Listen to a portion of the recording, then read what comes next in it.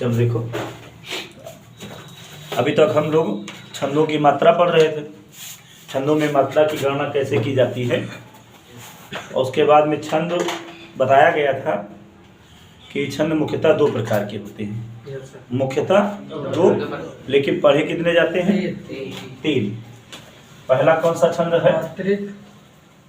मात्रिक छंद। मात्रिक छंद।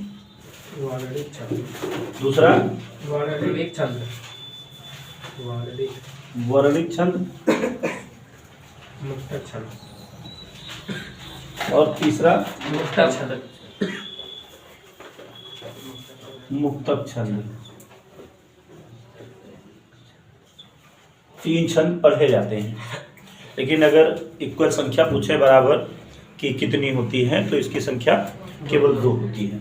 अब मात्रिक, वर्णिक और मुक्तक शब्द से ही समझ लीजिए क्या है। अच्छा, मात्राओं की गणना करना, मात्राओं की गिनती करना समझ गए कि नहीं समझ गए? कैसे किया जाता है, ठीक।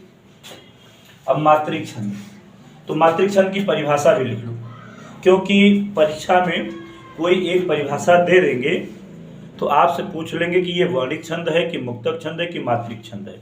तो जब आपको मात्रिक छंदों की परिभाषा ज्ञात होगी तब आप लोग समझ सकोगे कि ये है क्या। तो मात्रिक छंद की परिभाषा लिख दीजिए।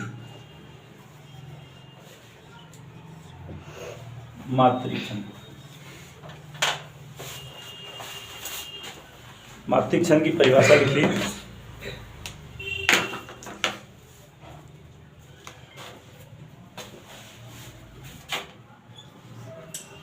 वर्णों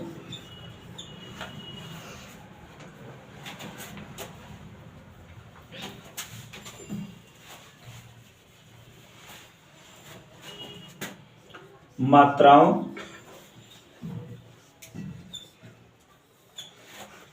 की गणना पर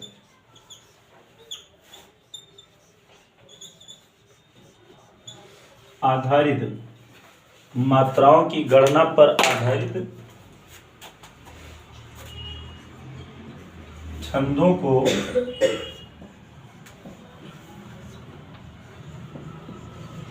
मात्रिक छंद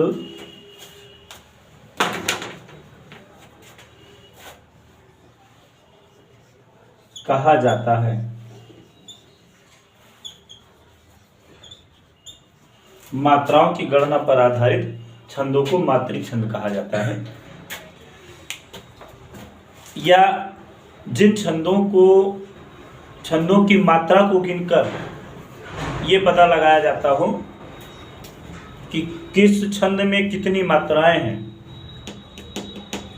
या मात्राओं की गिनती करने के बाद हमें छंदों का नाम पता चल सके, वो भी मात्रिक छंद कहलाता है। जैसे इसके अंतर्गत क्या आता है?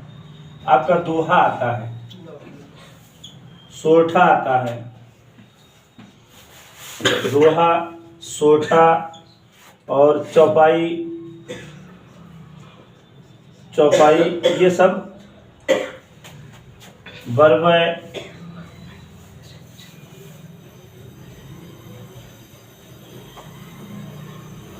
ये सब जो हैं ये मात्रिक छंदों के अंतर्गत आते हैं।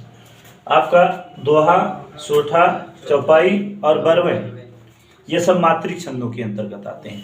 इनमें मात्राओं की गिनती की जाती है। अब दूसरा नंबर है वर्णिक छंद।